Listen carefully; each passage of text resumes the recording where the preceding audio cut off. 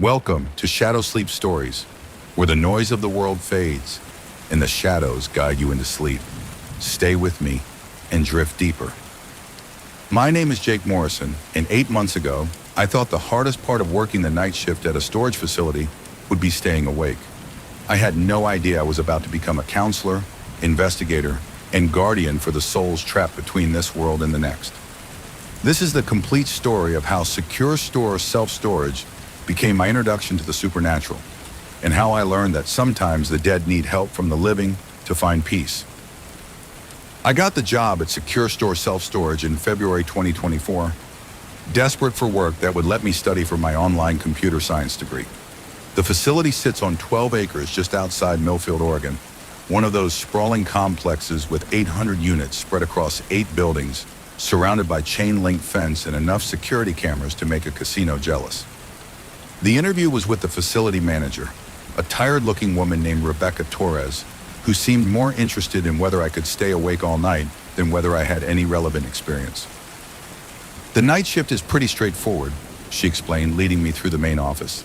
Monitor the security feeds, do hourly walking patrols, log any unusual activity. Most nights, absolutely nothing happens. That's exactly what we want. She showed me the security room, a cramped space with 16 monitors displaying feeds from 64 cameras throughout the property. The system automatically records everything, but we need human eyes watching for break-ins, vandalism, that sort of thing. What about the day shift? Don't they handle emergencies? Rebecca paused. Jake, can I be honest with you? We've had some trouble keeping people on the night shift. The last 3 guards quit without giving notice. They said the job was unsettling. Unsettling how? Oh, you know how it is. Weird shadows on the cameras, noises that turn out to be nothing, raccoons setting off motion sensors. Night shift work can play tricks on your mind if you're not used to it. I needed the job, so I told her I could handle whatever the night shift threw at me. Looking back, that might have been the most naive thing I've ever said. My first few weeks were exactly what Rebecca had promised. Peaceful, boring, and perfect for studying. The facility was like a small city after dark, with rows of orange roll-up doors stretching into the darkness, and the occasional security light creating pools of amber illumination. I developed a routine. Check the cameras every 15 minutes, do walking patrols at the top of each hour, and spend the quiet time between incidents working on programming assignments. The most excitement I had was chasing off teenagers who tried to use the facility parking lot for late-night parties. But by early March, I started noticing patterns that didn't quite make sense. Certain units seemed to trigger motion sensors more often than others, even though they were supposed to be empty. Camera angles would shift slightly overnight, as if someone had bumped into them. And sometimes, late at night, I'd catch glimpses of what looked like movement in the peripheral areas of camera feeds, shadows that didn't correspond to any physical objects I could identify. I mentioned these observations to Tony Vasquez, the evening shift supervisor who trained me during my first week. Yeah, that stuff happens, he said with a shrug.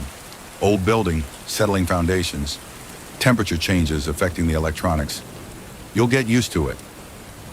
But Tony had been working at the facility for 12 years, and I could see in his eyes that he knew more than he was telling me. There was something about the way he avoided looking at certain monitors, the way he'd quickly change the subject when I asked about specific units. Is there anything I should know about this place? I pressed him one evening as he was getting ready to leave. Any history? Any problems the previous night guards mentioned? Tony stopped packing up his things and looked at me seriously. Jake, let me give you some advice. Do your job, watch the cameras, complete your patrols, and don't go looking for explanations for every little thing you can't immediately understand.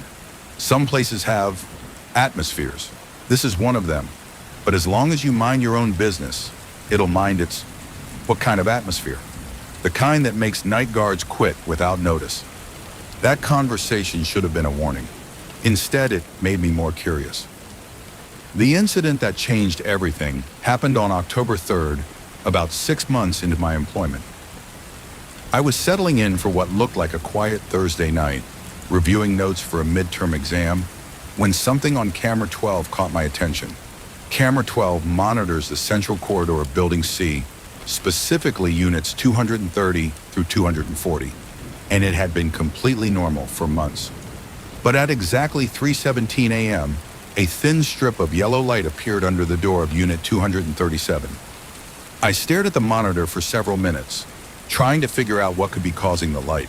The facility's main power comes from the municipal grid, but individual units don't have electrical connections unless specifically requested and paid for. According to our computer system, Unit 237 hadn't been rented since April. I grabbed my flashlight, radio, and keys and headed out to Building C to investigate. The walk to Building C takes about 4 minutes from the main office, following a winding path between the storage buildings. At night, with only the security lights for illumination, the facility feels like a maze of identical corridors and roll-up doors. The sound of your footsteps echoes off the metal buildings, creating an almost rhythmic percussion that follows you wherever you go. When I reached Unit 237, everything appeared normal.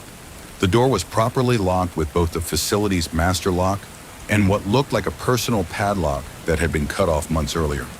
I shined my flashlight under the door, but I couldn't see any light source inside. I made a note in my patrol log. Unit 237 possible electrical anomaly reported on camera 12. Physical inspection shows no signs of activity. We'll monitor. But when I got back to the security office and checked camera 12 again, the light was gone. The next night, same thing. 3:17 a.m., light under the door of Unit 237.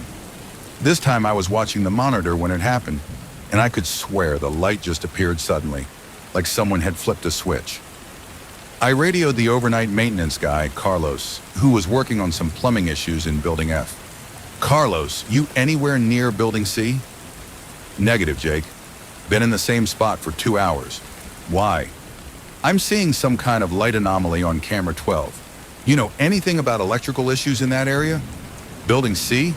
Nah, man. That's one of the older sections, but the wiring's been solid for years. You sure it's not just a reflection or something? I watched the monitor as I talked to Carlos. The light was definitely there. A steady yellow glow coming from under the door of Unit 237. It's definitely light coming from inside one of the units. Which unit? 237. There was a long pause. Jake, Unit 237 has been empty since April. Previous tenant stopped paying rent. Never picked up his stuff. We auctioned off his belongings in May. What kind of stuff? Just regular junk, some old furniture, boxes of papers, personal items. Nothing valuable enough to explain someone breaking in. I stayed on camera 12 for the rest of the night, but the light didn't appear again. However, I did notice something else. At exactly 3:24 a.m., 7 minutes after the light first appeared, there was a brief shadow that passed across the camera's field of view. It was only there for a second, but it looked distinctly human-shaped. Over the next week, the pattern repeated every night. Light under the door of Unit 237 at 3:17 a.m., lasting for exactly 7 minutes, followed by that brief shadow crossing the camera's view. I started timing my patrols to coincide with these incidents, but every time I physically checked Unit 237, I found nothing unusual. The door remained locked, there were no signs of forced entry, and I never saw any light source when I looked under the door with my flashlight. But the cameras never lied. Every night without fail, Unit 237 would light up from the inside for exactly 7 minutes. On October 10th, things escalated significantly. I was at my desk working on a programming assignment when camera 12 showed the now familiar light appearing under the door of Unit 237. But this time, instead of just a brief shadow at the 7-minute mark, I could see a distinct human silhouette moving around inside the unit. The shadow was clearly that of a man, average height and build, and he was moving around the unit like he was searching for something. I watched transfixed as the shadow bent down, straightened up, moved from one side of the unit to the other, then back again. At 3:24 a.m., the shadow stopped moving and appeared to turn toward the camera. For about 30 seconds, it stood perfectly still, like it was staring directly at the lens. Then, my radio crackled to life. Jake. The voice was male, quiet, and filled with a sadness that seemed to reach through the radio speaker and grab me by the chest. It wasn't coming from any of our standard channels. Not Carlos, not the main office, not the emergency frequency. Jake, can you hear me? I picked up the radio with shaking hands. Who is this? How did you get on this frequency?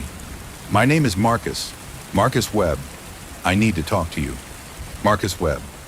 I remembered Carlos mentioning that name, the previous renter of Unit 237, the one who'd stopped paying rent and never collected his belongings. Mr. Webb, if this is you, you're trespassing on private property. I need to call the police. Please don't. Not yet. I'm not trespassing, Jake. I never left. I looked at camera 12. The shadow was still there, still facing the camera, and now I could see it raise one arm in what looked like a greeting. What do you mean you never left? I died here, Jake, 6 months ago. Heart attack while I was going through my things one last time before the auction. But I couldn't leave. There's something I need to find first. Every rational part of my brain was screaming that this was impossible. Dead people don't call security guards on radios.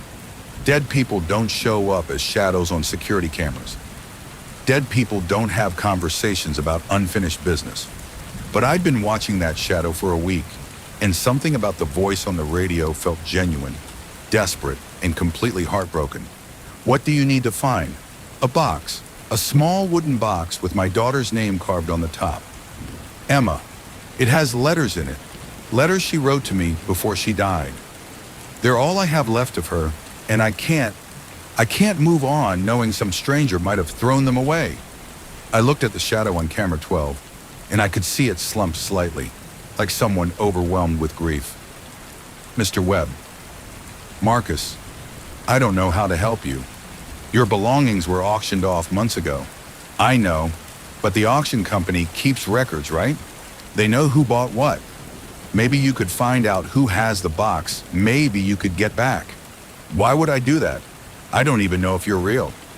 Because you're the first person who's been able to see me, Jake. The first person who's been able to hear me. I've been trying to get someone's attention for months, but you're different. You can see things other people can't. The shadow on the camera moved closer to what I assumed was the door, and the voice on the radio became clearer, more focused. I know this is hard to believe. I know it sounds crazy, but I'm trapped here, Jake. I can't leave. I can't move on. I can't find peace until I know Emma's letters are safe. They're the only connection I have left to my daughter, and they're the only thing in this world that still matters to me. I stared at the monitor, watching the shadow of a dead man plead for help in recovering the last remnants of his relationship with his deceased daughter. If I help you find this box, will you leave? Will you stop appearing on the cameras? I'll try. I think that's why I'm still here. I just need to know those letters are safe, that they're with someone who understands their importance. The next morning, I called in sick to my day job and spent 8 hours tracking down information about the Unit 237 auction. The auction had been handled by Millfield Estate Sales, a local company that specializes in clearing out abandoned storage units. After some convincing and a small cash payment, the owner, Bill Henderson, agreed to give me the contact information for everyone who had purchased items from Marcus Webb's unit. I remember that sale, Bill said, flipping through his records. Sad case. The guy had a heart attack in the parking lot 3 days after we cleaned out his unit. Police said he'd been dead for at least 48 hours when they found him. Must have come back to look for something and had the heart attack in his car. Do you remember what was in the unit? Typical stuff. Old furniture, boxes of papers and documents, some personal items. Nothing valuable, really. We made maybe $300 total on the whole lot. Bill handed me a list of buyers and their purchases. 8 different people had bought items from Marcus Webb's unit, paying anywhere from $75 for furniture pieces. The wooden box with Emma's name was listed as item #23, small decorative box with personal papers, sold to D. Chen for $15. I spent the rest of the day calling the buyers, explaining that I was trying to locate some important family documents that had been accidentally included in the auction. Most people were understanding, even helpful, but none of them had the box I was looking for. Until I reached Dorothy Chen. "Oh yes," she said immediately when I described the box. "The one with Emma carved on the top. Such beautiful craftsmanship. And those letters inside. So heartbreaking." My pulse quickened. "You read the letters?" "I'm sorry. I know I shouldn't have, but they were just sitting there and I was curious. Letters from a young girl to her father, talking about school and friends and her dreams for the future. They made me cry." "Do you still have the box?" There was a pause. "Oh, honey, I'm so sorry. I felt bad about keeping something so personal, so I donated it to Goodwill about a month ago. I hoped someone else in the family might find it there." My heart sank. Tracking down a specific donated item at Goodwill would be nearly impossible. "Do you remember which Goodwill location?" "The one on Maple Street. I drop off donations there every few weeks." That night, I was dreading my conversation with Marcus. I'd spent an entire day trying to track down his daughter's letters, and all I had to show for it was the knowledge that they'd been donated to a thrift store. At 3:17 a.m., the light appeared under the door of Unit 237, and Marcus's voice came through on the radio. "Jake, did you find anything?" I explained what I'd learned, how I'd tracked down the auction records, contacted Dorothy Chen, and discovered that the box had been donated to Goodwill. "Goodwill on Maple Street," Marcus repeated. "That's not far from where Emma used to work when she was in high school. She volunteered there sometimes, helping elderly customers find clothes for job interviews." "I'm going to keep looking, Marcus. I'll visit the store, talk to the employees, see if anyone remembers the box." "Thank you, Jake. I know this is a lot to ask of someone you've never met. Can I ask you something? How did you die? What happened that day in the parking lot?" There was a long silence before Marcus responded. "I came back to get the box. I'd been putting off dealing with the storage unit for months after Emma died. It was too painful, too many memories. But when I got the notice that they were going to auction everything, I panicked. I realized Emma's letters were still in there, mixed in with all the other stuff I'd been avoiding." "So you came back to get them?" "I got there too late. The unit was already cleaned out. Everything was gone. I sat in my car in the parking lot, trying to figure out how to contact the auction company, when I felt this crushing pain in my chest. Next thing I knew, I was standing next to my car, watching paramedics cover my body with a sheet." "And you've been here ever since?" "I can't leave, Jake. Every time I try to go anywhere else, I end up back at Unit 237. It's like I'm tied to this place until I find those letters." Over the next 4 days, I spent every free moment visiting thrift stores and estate sales, looking for a small wooden box with Emma carved on the top. I checked every Goodwill location within 20 miles, described the box to dozens of employees, and came up empty every time. But on the 5th day, I got lucky. I was at the Goodwill on Maple Street talking to Agnes, a volunteer who'd been working there for 15 years. When I described the box, her eyes lit up. "Emma's box? Oh yes, I remember that one. Such beautiful letters from a daughter to her father. They made me cry when I read them. I hope you don't mind. I was just curious about the story behind such a lovely keepsake. Do you still have it?" "Oh no, dear. A young man bought it just last week.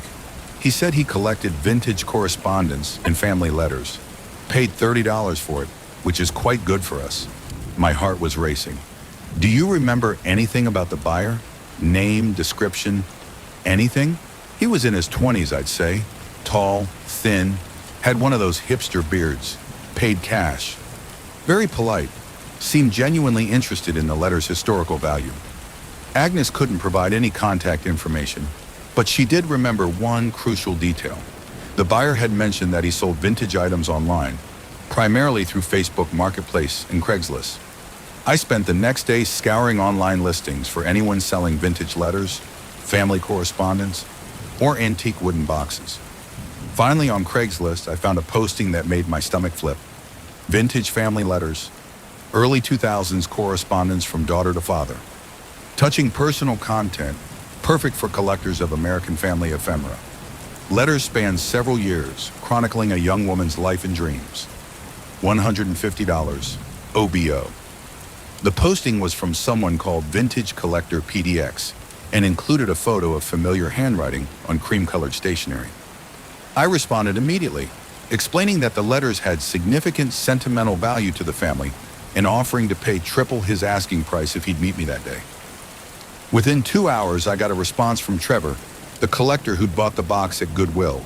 He agreed to meet me at a coffee shop in downtown Millfield that afternoon. Trevor turned out to be exactly what Agnes had described, mid-20s, thin, with a carefully cultivated hipster aesthetic. He brought the wooden box with him, and the moment I saw Emma carved into the top, I felt an overwhelming sense of relief. "These letters are really beautiful," Trevor said as he handed me the box. The girl had real talent as a writer. "Some of these read like poetry." "How many letters are there?" 43 total, spanning about 4 years. The last one is dated just 2 weeks before her death in a car accident. Really tragic stuff. I paid Trevor $450 cash for the box and letters, money I really couldn't afford on my night shift salary, but I didn't care. Holding that box, I felt like I was carrying something sacred, the last connection between a father and his daughter, preserved across death and time. That night, I couldn't wait for 3:17 a.m. When Marcus's voice came through the radio that night, I could hear the hope and anxiety in every word. "Jake, please tell me you have good news." "I found them, Marcus. I found Emma's letters." The silence that followed lasted so long, I thought we'd lost connection. When Marcus finally spoke, his voice was choked with emotion. "You found them? Really?" 43 letters, spanning 4 years. In a wooden box with Emma's name carved on the top, exactly like you described. Can you read one to me? Just to make sure." I opened the box and selected a letter from near the top of the stack. The paper was cream-colored and filled with the careful handwriting of a young woman. "Dear Dad, I know you worry about me living in the city, but I want you to know that I'm happy here. I found a great apartment near the university, and my roommate Sarah is studying to be a teacher, just like you always said I should consider. I'm still thinking about majoring in journalism, though. I know you think it's impractical, but I love writing, and I love the idea of telling stories that matter. Maybe I inherited that from you. Remember all those bedtime stories you used to make up about brave princesses and magic kingdoms?" I had to stop reading.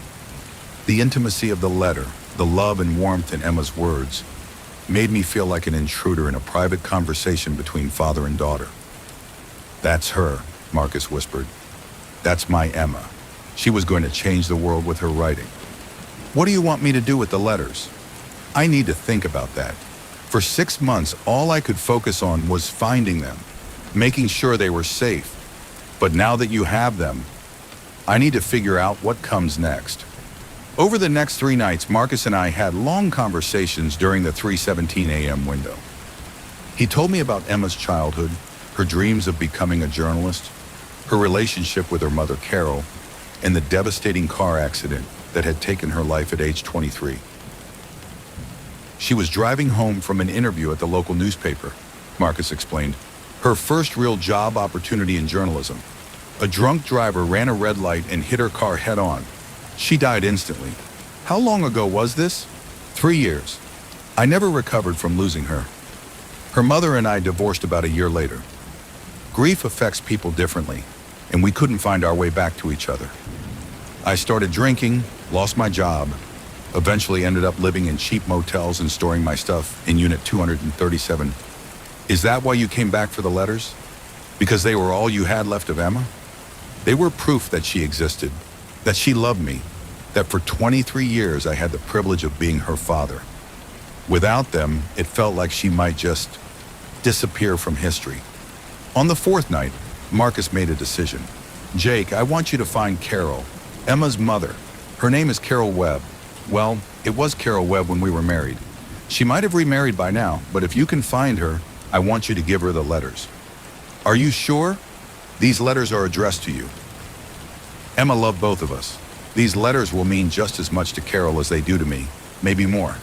And Carol is still alive. She can carry Emma's memory forward in ways that I can't." "What happens to you after I give Carol the letters?" "I don't know. I hope I can finally rest. I hope I can move on to wherever Emma is waiting. Finding Carol Webb took 2 days of internet searching, phone calls, and social media detective work. I eventually located her through the nursing home where she worked as an administrator. Carol Webb had kept her married name even after the divorce, and she was living in Portland, about an hour's drive from the storage facility. I called her office and explained that I had some personal belongings that had belonged to her ex-husband Marcus, items that I thought she might want to have. She agreed to meet me for coffee that weekend. Carol was a woman in her early 50s who carried herself with the quiet strength of someone who had survived profound loss.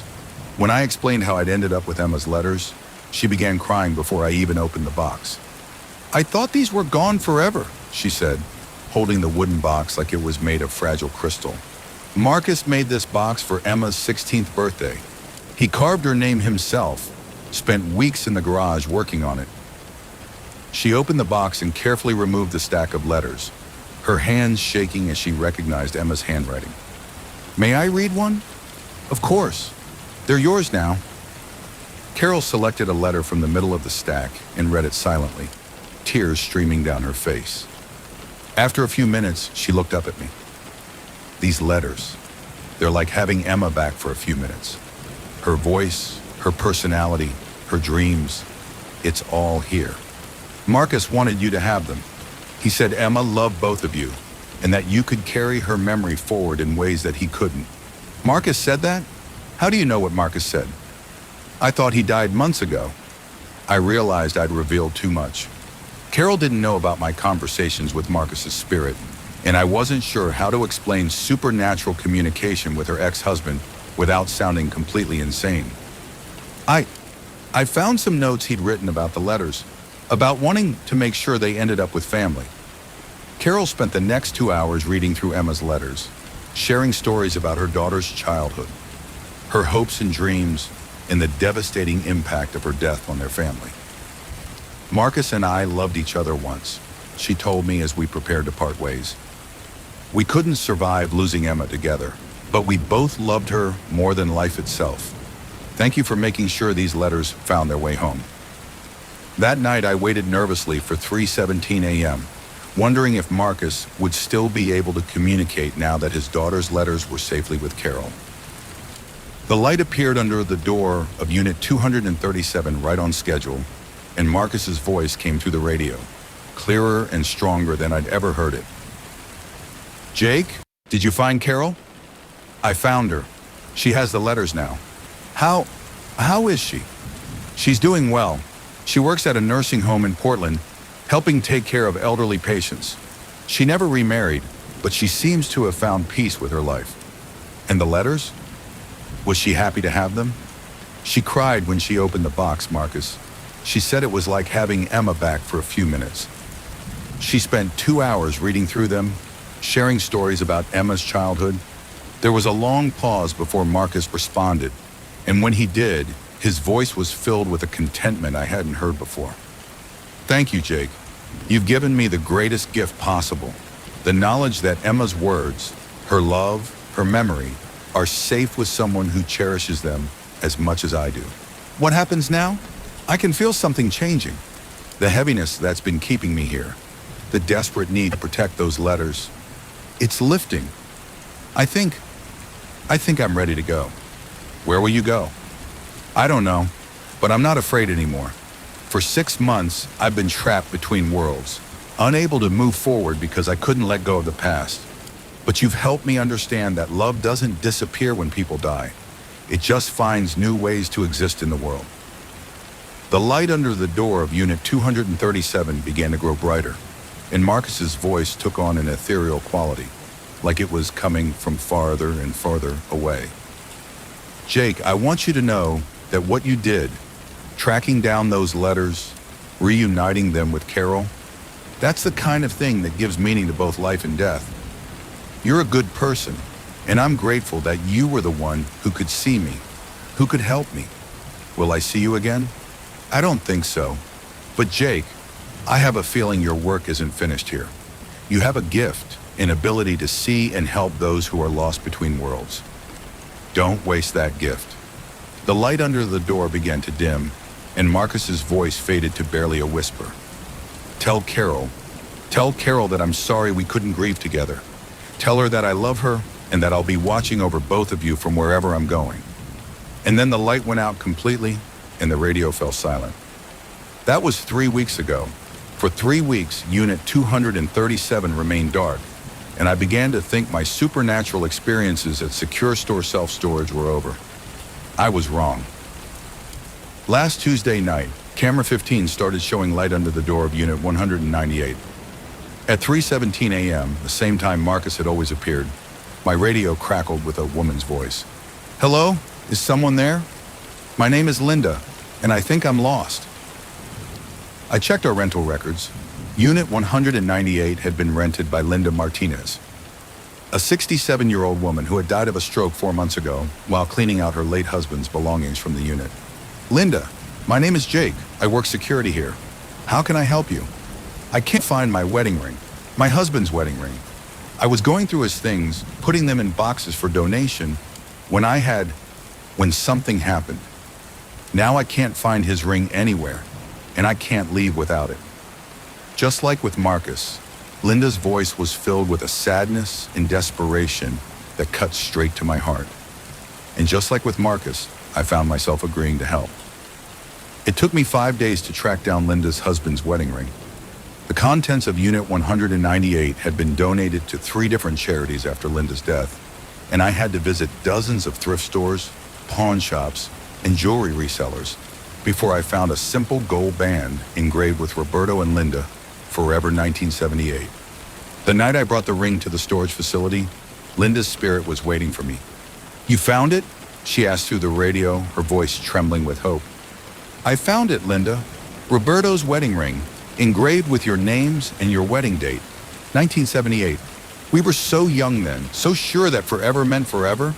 What would you like me to do with the ring?" "Keep it safe. Maybe find our daughter Maria. She lives in Seattle, I think. She should have both rings, mine and Roberto's." And just like with Marcus, once I helped Linda resolve her unfinished business, she found peace and moved on. But the pattern was just beginning. 2 nights after Linda departed, camera 23 showed light under the door of Unit 067. The radio brought me the voice of George Patterson, a 45-year-old man who had died of a heart attack while retrieving Christmas decorations for his children. He needed help ensuring that his collection of handmade ornaments, each one crafted for his kids' birthdays, ended up with his family instead of being sold at auction.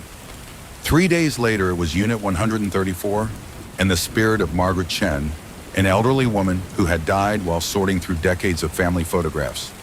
She needed help making sure the pictures were organized and labeled so her grandchildren would understand their family history. Then Unit 091 and David Rodriguez, who had died while trying to find his father's military medals to pass on to his son. Then Unit 278 and Sarah Kim, who had died while searching for her grandmother's jewelry to give to her daughter for her wedding. Each spirit appeared at exactly 3:17 a.m. Each one had died in their storage unit while trying to handle some important family matter. Each one needed help ensuring that precious family items reached the right people. And each one could only communicate with me.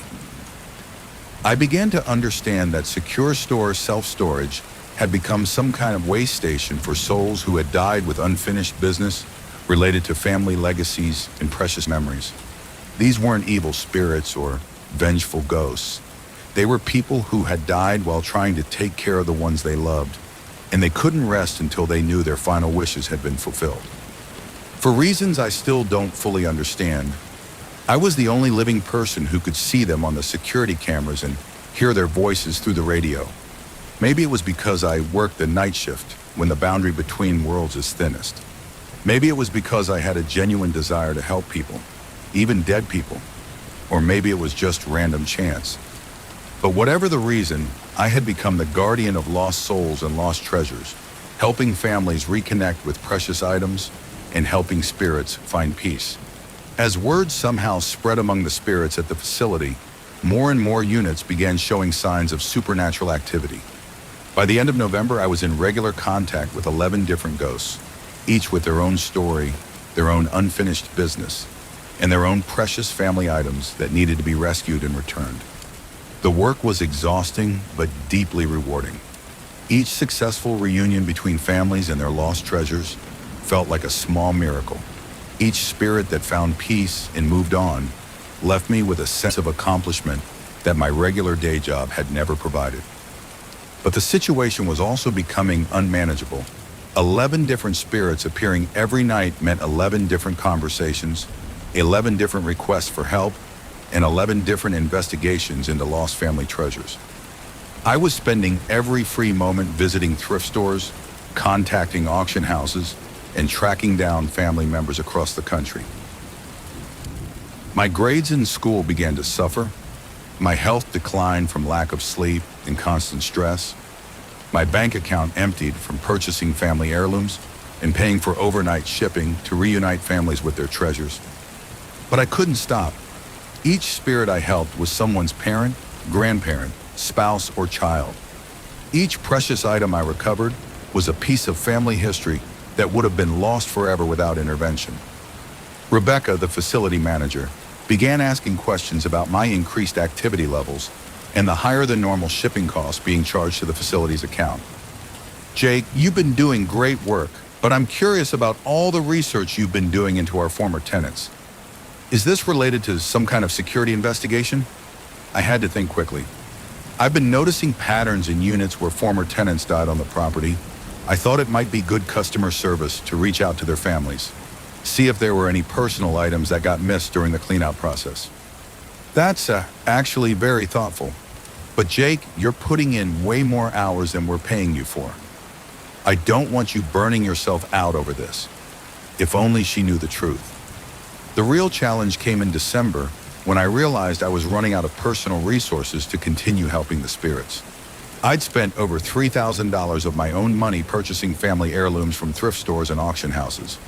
I'd used up all my vacation time and sick days for investigative trips, and I was getting behind on my own bills while trying to fund reunions between dead people and their living relatives. That's when I had an idea that would change everything. On December 15th, I was talking to the spirit of Helen Morrison, no relation, despite the shared last name. A woman who had died while trying to organize her husband's World War II memorabilia for donation to the local Veterans Museum. Helen, I want to help you get your husband's military items to the museum, but I have to be honest, I'm running out of money to keep doing this. I've helped 11 families now, but I can't afford to keep buying back family treasures indefinitely. Jake, you've already done more than anyone could ask. Maybe there's another way to approach this. What do you mean? What if you didn't have to buy everything back? What if you could convince the people who purchase these items that returning them to families would be the right thing to do? You mean just ask them to give the items back for free? Not for free, for something more valuable than money. For the story. Helen's suggestion sparked an idea that would revolutionize how I help the spirits at Secure Store. Instead of purchasing family heirlooms from thrift stores and collectors, I started approaching them with the complete stories behind the items. I would explain how the previous owner had died, what the items meant to their family, and how returning them would complete a dying person's final wish. To my amazement, most people were not only willing to return the items, they were honored to be part of the story. Trevor, the collector who had originally bought Emma's letters, became my first volunteer. After I explained the full story of Marcus and Emma, he insisted on helping me track down other family treasures that had been separated from their rightful owners. This is better than any monetary profit, Trevor told me. Being part of reuniting families with their lost memories, that's the kind of story you tell your grandchildren. Agnes from the Goodwill became my second volunteer, agreeing to keep an eye out for items that looked like family heirlooms and setting them aside for me to investigate. Dorothy Chen, who had originally bought Emma's box, started a small network of estate sale and auction regulars who would alert me when they encountered items with obvious sentimental value. Within 2 months, I had assembled an informal network of 15 people who were actively helping me reunite families with lost treasures. They called themselves the Guardian Network, and they took pride in being part of something that brought closure to both the living and the dead. The network dramatically increased my effectiveness. Instead of spending days tracking down individual items, I now had volunteers monitoring dozens of thrift stores, estate sales, and online marketplaces. Instead of spending my own money purchasing family heirlooms, I had people who were willing to donate items back to families simply for the joy of being part of a meaningful story. But the most important change was that I was no longer working alone. The Guardian Network members understood that they were part of something special, something that bridged the gap between the living and the dead in service of love and memory. By February 2025, exactly 1 year after I started working at Secure Store, I had helped 23 different spirits find peace by reuniting their families with precious heirlooms. The Guardian Network had grown to 37 volunteers spread across 3 states, and we had successfully returned over $50,000 worth of family treasures to their rightful owners. But I still didn't understand why Secure Store self-storage had become such a gathering place for lost souls, or why I was the only person who could communicate with them. The answer came from an unexpected source. Mrs. Henderson, the elderly woman who had been volunteering at the local historical society for 40 years. I was visiting the historical society to research the background of a Civil War-era sword that had belonged to the spirit of Thomas Fletcher when Mrs. Henderson approached me. "Excuse me, young man. I couldn't help but overhear you asking about items from the old Millfield Cemetery. Are you related to the Secure Store facility? I work there. Why do you ask?" Because that property has quite a history. The storage facility was built on land that used to be part of Millfield Cemetery, specifically the section where they buried people who died away from family, people whose relatives couldn't be located. My heart stopped. What do you mean? Back in the early 1900s, that section of the cemetery was called the waiting ground.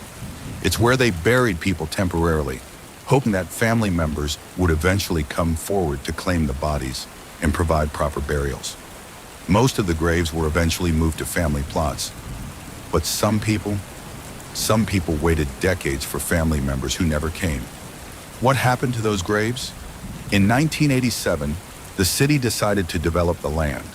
They moved all the identified graves to other cemeteries, but there were still dozens of unmarked graves, people whose names had been lost to time, whose families had never been found. The city decided to leave those graves in place and just build over them. I felt like I was going to be sick. So the storage facility is built on top of unmarked graves? Not just any unmarked graves. Graves of people who died separated from their families. People who were buried while waiting for loved ones to claim them. People who died with unfinished business. Everything suddenly made sense. The spirits at Secure Store weren't random ghosts. They were people who had died with the same fundamental problem as the unknown souls buried beneath the facility. They had all died while separated from family, while trying to ensure that precious family connections would be preserved. Secure Store self-storage had become a magnet for spirits with unfinished family business, because it was literally built on the graves of people who had died with unfinished family business. Mrs. Henderson, do you have any records of the people who were buried there? Names, dates, anything? Some, but not many. The record keeping wasn't very good back then, especially for people without family to advocate for them. But I can show you what we have. She led me to a filing cabinet filled with old cemetery records, death certificates, and burial logs from the early 1900s. As I went through the files, I found references to dozens of people who had been buried in the waiting ground. People who had died in industrial accidents, people who had died while traveling through town, people who had died alone in boarding houses with no known relatives. All of them buried while waiting for family members who never came to claim them. All of them resting uneasily beneath a storage facility where modern people came to store their family treasures. Armed with this new understanding, I approached my work at Secure Store with a deeper sense of purpose. I wasn't just helping random spirits. I was helping people complete the same journey that dozens of souls beneath the facility had never been able to complete. I was helping people find their way home to family. The spirits I communicated with seemed to sense this change in my understanding. Their communications became clearer, more focused, and more collaborative. Instead of just asking for help, they began offering information about other spirits, other families, other treasures that needed to be reunited. Marcus Webb's spirit returned briefly in March, not needing help, but offering to guide other lost souls to me. Jake, there are so many people who need what you provide, he told me during a brief radio contact. Not just here at the facility, but everywhere. People die every day with unfinished family business, with treasures that need to find their way home. I can't help everyone, Marcus. I'm just one person. But you've built something bigger than yourself. The Guardian Network, the volunteers, the families you've reunited. You've created a system that can outlast you, that can continue helping people long after you move on to other things. He was right. The Guardian Network had evolved from a group of volunteers helping me with individual cases to a self-sustaining community of people dedicated to reuniting families with lost treasures. They were training new volunteers, developing systems for tracking and researching items, and building relationships with thrift stores, auction houses, and estate sale companies across multiple states. What had started as my personal mission to help a single ghost had become a movement that was touching hundreds of lives. In April, I made a decision that would change the trajectory of everything I've been doing. I quit my day job. With the support of the Guardian Network and a small grant from the local historical society, I launched Treasures Home, a nonprofit organization dedicated to reuniting families with lost heirlooms and helping spirits find peace by completing their unfinished family business. The organization operated out of a small office near Secure Store, and it combined my supernatural communication abilities with the Guardian Network's practical skills in investigation and family outreach. But Treasures Home was more than just a continuation of the work I'd been doing at the storage facility. It was an expansion into helping living families recover lost heirlooms and helping spirits at other locations, cemeteries, old houses, antique stores, and anywhere else that precious family items had become separated from their rightful owners. Within 3 months, we had helped 47 families recover lost treasures worth over $100,000 in sentimental value. We had resolved the unfinished business of 31 spirits across 6 different locations, and we had trained 63 volunteers in the techniques of heirloom investigation and family reunification. The work was deeply fulfilling, but it also revealed just how massive the problem really was. Every day, families lost touch with precious heirlooms through death, divorce, financial hardship, and simple misunderstanding. Every day, spirits remain trapped by their inability to ensure that family treasures reach the right people. I realized that what I discovered at Secure Store self-storage was not unique. It was universal.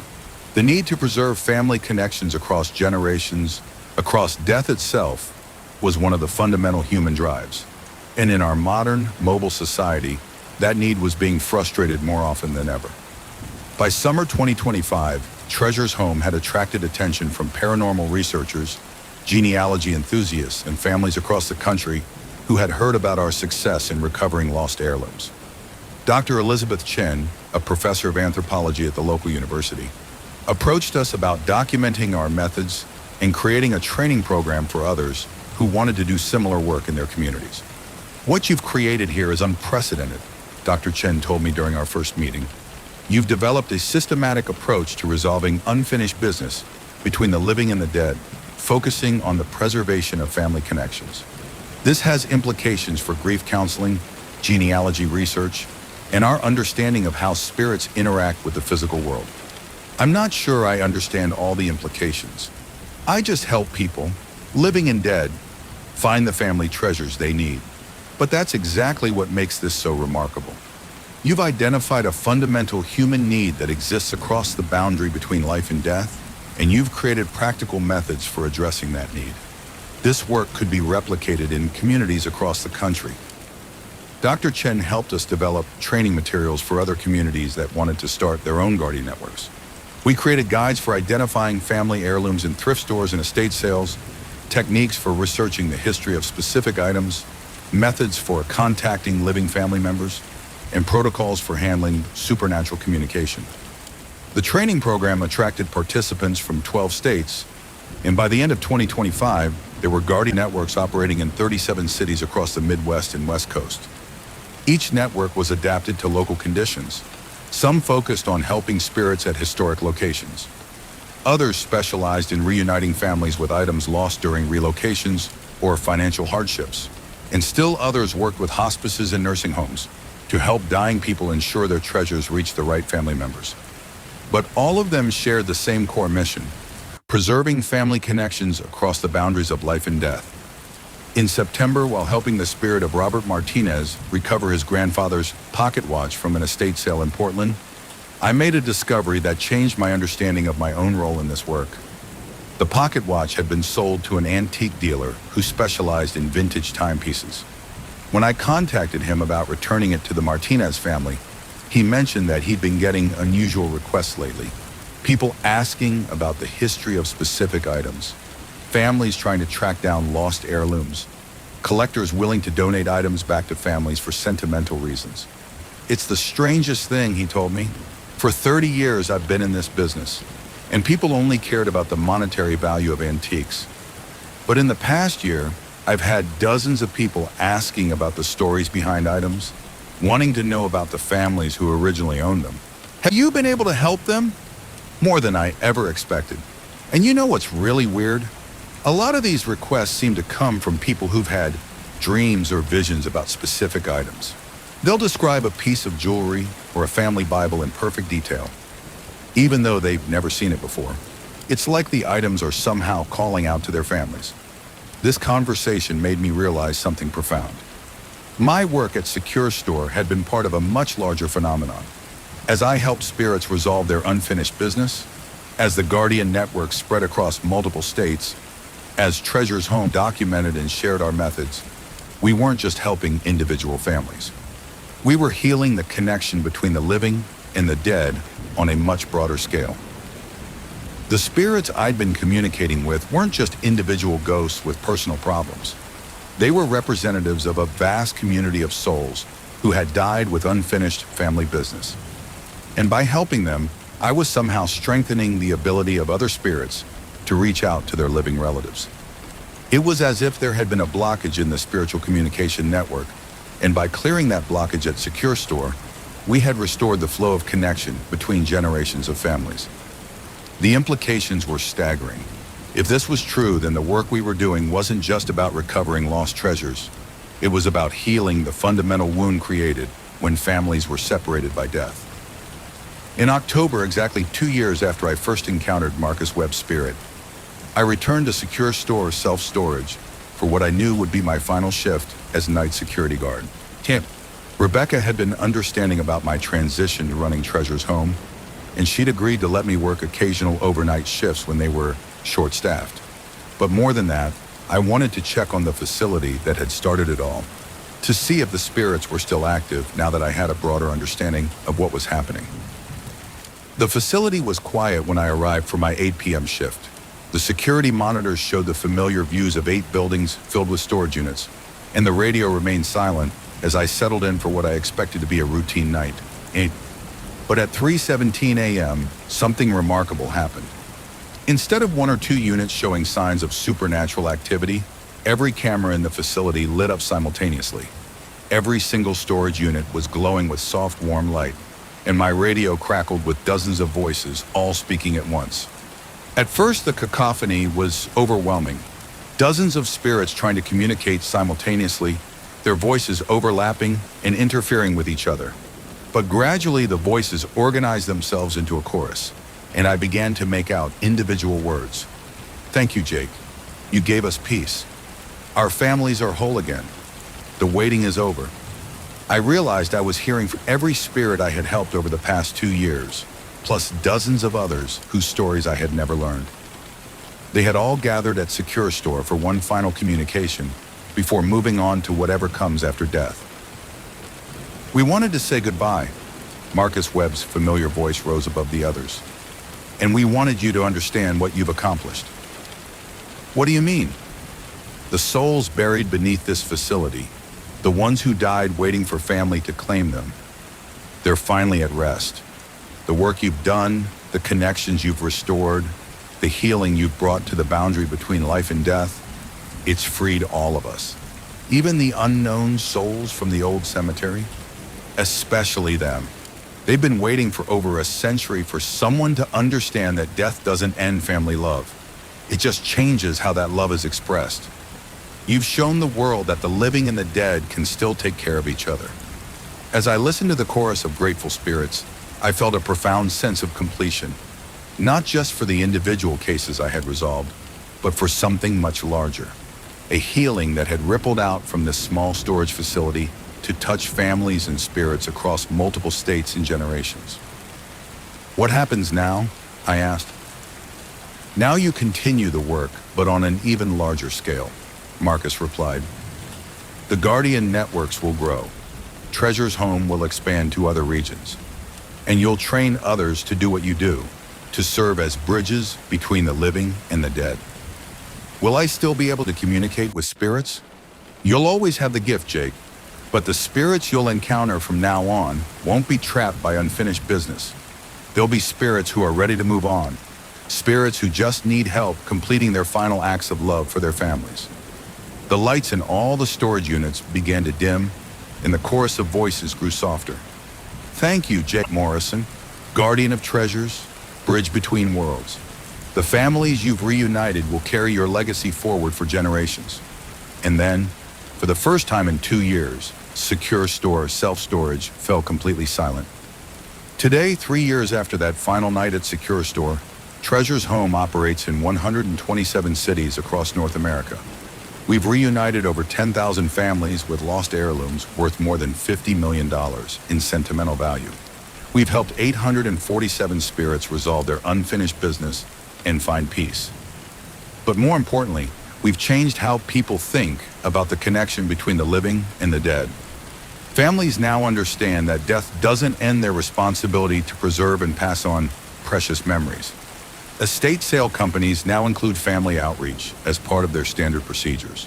Thrift stores and antique dealers now recognize the signs of items with deep sentimental value and work to reunite them with families instead of just selling them to the highest bidder. And in communities across the country, Guardian networks continue to grow, staffed by volunteers who understand that some treasures are worth more than money. They're worth the continuation of love across generations. I still work the night shift, but now it's by choice rather than necessity. I travel to communities that are starting their own Guardian networks, training new volunteers in the techniques of heirloom investigation and spiritual communication. And yes, I still encounter spirits who need help, but these days they're spirits who are ready to move on, spirits who just need assistance completing one final act of love for their families.